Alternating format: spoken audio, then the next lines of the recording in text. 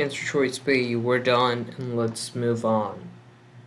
So here, I gotta find the solution to this set, which is gonna be fun, and I can tell by looking at it that this cannot be factored out.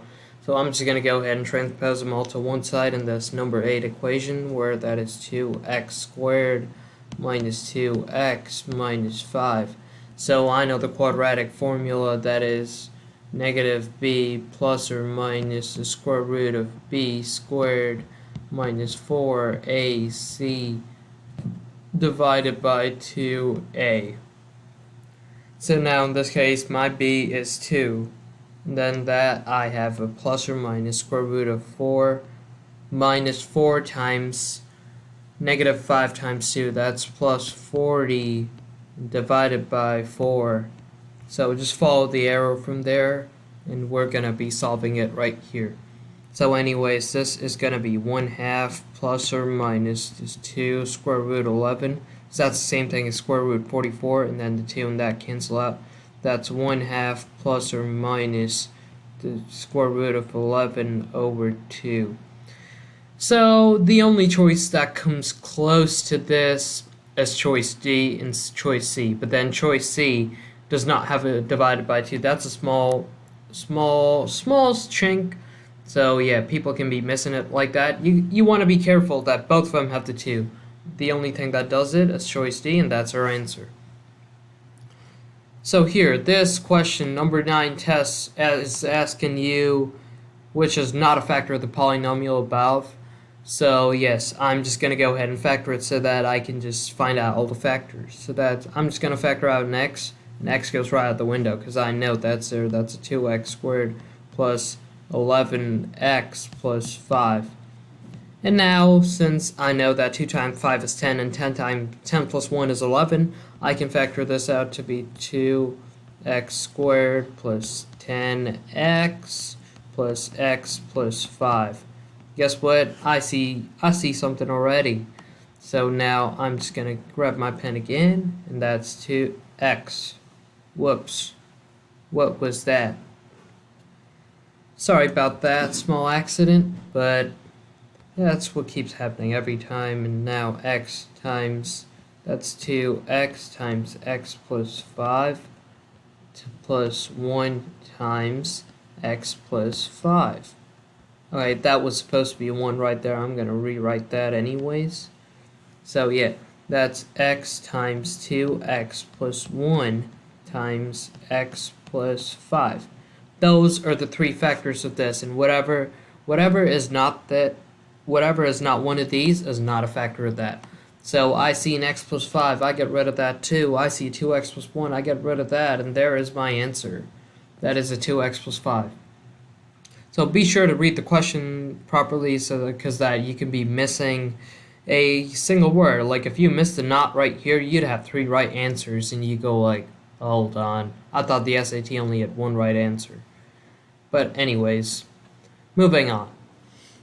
Here, the graph of the xy plane of the linear function f contains the point 3 and 4 for an increase of every 5 units in x. The f of x increases by 3 units. So the increase of 5 units in x, so that is the run. So as x increases by 5, y increases by 3. So that's a plus 3 plus 5. The slope of this function will be 3 over 5. So I get rid of these immediately. And now my answer is that. Because there is an increase in f of x, or y, by 3 for every 5 increase in x. So I know that the slope of the function is 3 over 5. And the only choice that gets close to it is choice C. And that's done right there. Now here we are solving 2 problems at once. Let's just solve problem 12 first, because it is a lot easier. So now I'm just to find the x-intercept of the graph of the function right there. This is a nonlinear function, but anyways, the x-intercept of this, or the x-intercept of any function, is basically where the function's x value is 0, or where the function crosses the x-axis. So now y would need to be 0 for that. Sorry, excuse me, I meant to say y would be equal to 0. So in this case, this would be g of x would be something with a 0 in the y coordinate, but no. Let's go ahead and solve it. I'm just not going to complicate it now. So this is going to be 2 raised to the x minus 2. To find the x intercept, I'll have to set y to 0. So now adding 2 to the other side, 2 raised to the first would be equal to 2 raised to the x. And this is as good as 2 raised to the first, x equals 1. So wherever x is equal to 1, this y would be equal to 0. But then we don't have an explicit 0 in here.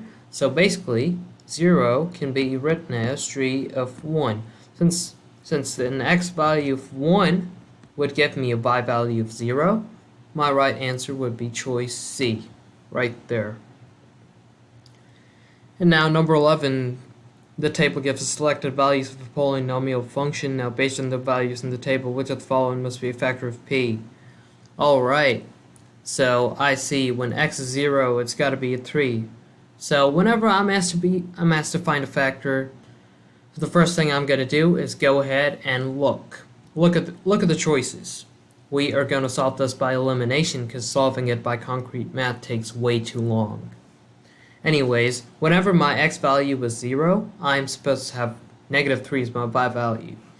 So right off the bat, I can eliminate choice B because that gives me positive 3, and that is not negative 3. And choice D and C don't work either because they give me negative 2. They both give me negative 2, and negative 2 is not negative 3, so the answer would just be A, x minus 3. And there we are with those two. Now here we are supposed to identify the graph of a quadratic function. This is an interesting question. So starting off, the equation is negative x squared plus 4x. So since I know it's a negative x squared, the parabola's got to be opening downwards. So A and C go right out the window because they are opening upwards. And now, a pretty simple way to check is just find the y-intercept of this. So the y-intercept of this function would be 0 plus 0, which is another 0. So wherever the y-intercept of this function's got to be 0, but this is 5, so that goes right out the window too, and our answer is D. Because at 0, the value of f of x, or y, equals 0. Now complex numbers, they're my favorite. Just lying. I'm lying. They're not. Now I is the square root of negative 1, so I squared would just be negative 1. Plus, since the negative square root of negative 1, the whole squared, would give me negative 1 plus the square root of the negative just goes away when I square it, so that's just a positive sign, and now the square root of negative 1, which is negative 2. So yeah, it's right there. My answer choice is A. I'm not going to go ahead and eliminate all of that. Man, it's a waste of my time. So now the dimensions of a right rectangular prism are 4 inches by 5 inches by 6 inches. So what is the surface area in square inches of the prism? So here I have a rectangular prism, and the formula for surface area would be 2 times LB plus BH plus HL, given that they're the length, breadth, and height of the prism. But I'm not told what is what, so I'm just going to go ahead and assume 4 is my length, and 5 is my breadth, and 6 is my height. So that's 4 times 6 in the first equation, that's 24. Plus in the second term, that would be 5 times 6, that's 30. Plus 4 times, oh sorry, excuse me, my first term is supposed to be 20, but I could have gone ahead the other way, but no, I'm just going to stick to the formula. So the first term, that's 4 times 5, that's 20. Plus B times H, that is 6 times 5, that's 30. And then my last term is going to be my height times my length, that's 24. So adding all these up, I get 2 times 74, which gives me 148, and my answer is D. Right there, pretty simple. Now moving on to the free response. Okay, the grid ends. Don't call me out for calling them free response. I just like calling them that. So now, I have a system of equations right there. 3x plus y equals 29, and x is 2. So I got to find the value of y. It's pretty simple. I'm given the value of x. So substitute that right in there. That's 3 times 2 plus y equals 29. That is just 6 plus y, which is 29, and y is the difference of them both, so y is 23. We are done with that. And now let's go to number 17, which is a pizza parlor that sells slices for $3 each. Pizza, let's the price of pizza be $3. And yeah, let's a calzone. I can't say that. I don't even know what that is, but I don't care. This is $4. And now we know that 3p plus 4c equals, oh, sorry about that, 4. It is just not my day today for some reason. So I gotta grab my pen again. That's 4c equals 51 because a group of friends spent $51 buying pizzas and calzones. Calzones? Alright, that's the way it's said. So now 3p plus, they say they bought 6 calzones, so that's 4 times 6, that's 24, equals $51. So now 3p would be the difference between them both, that's 27, and p is 9. So these friends bought 9 pizza slices. So that is 9 pizza slices. Of course, I love that. I would love that. Anyways, looks like these bunch of friends are having fun while we move on to number 18. If air resistance is ignored, the function h is defined above models the height and then in feet of a toy rocket t seconds after it's launched. Based on the model, what is the height above the ground and feet of the toy rocket after 1 second after it's launched? This is by far the easiest problem in this section. I am not gonna lie. So I just gotta substitute in 1 in place of t. That's negative 16 times 1 squared. That's just 1 plus 48 plus 72.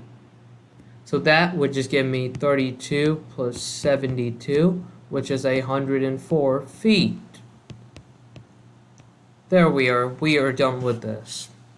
2 more problems. Let's hold ourselves. Oh, this is an interesting one. I'm just going to look at number 20 first because these graphs look scary to me. I personally don't do them first. So anyways, it tells me x raised to the 5th, the square root of that I'm just going to redefine that as 5 halves, divided by x raised to the 4 thirds is equal to x raised to a over b. And now I just got to find the value of ab. So that would be done, because since you know that is the same base and then they got different exponents, the resultant exponent would be the difference between them both. So that's 5 halves minus 4 thirds, which would be, now just get the common denominator, 6, and that's 15 minus, yeah, that is 15 minus 8 over 6, which is 7 over 6. Now that would be a over b. Last but not the least in this section, it is the points plotted in the coordinate plane above represent the possible number of wallflowers and cornflowers that someone can buy at the garden store in order to exactly spend $24. The price of each wallflower is the same and each cornflower is the same. What isn't the price in dollars of one cornflower? So yes, the number of cornflowers. So I see when they buy 16 cornflowers. Since they're asking me about cornflowers, let me just highlight that. Highlight that point right there. That is going to be an important point in our journey to solving this question, the number of cornflowers. So now the price of each cornflower is the same, and now I gotta find the price of one. So buying 16 cornflowers and no wallflowers, that's 16, 0, I spend $24. So now the price of one cornflower would simply be 24 over 16, which is 1.5. That is just $1.50. So let me just write that a little more legibly so that people can read it. And yes, there we are, $1.50, but they said disregard the dollar sign when you're gridding in. So that's about it for this section. Thank you for being with me and dealing with me, of course. I hope I was helpful. So my email and my phone numbers are in the description, so please feel free to contact me if you want me to solve any more problems.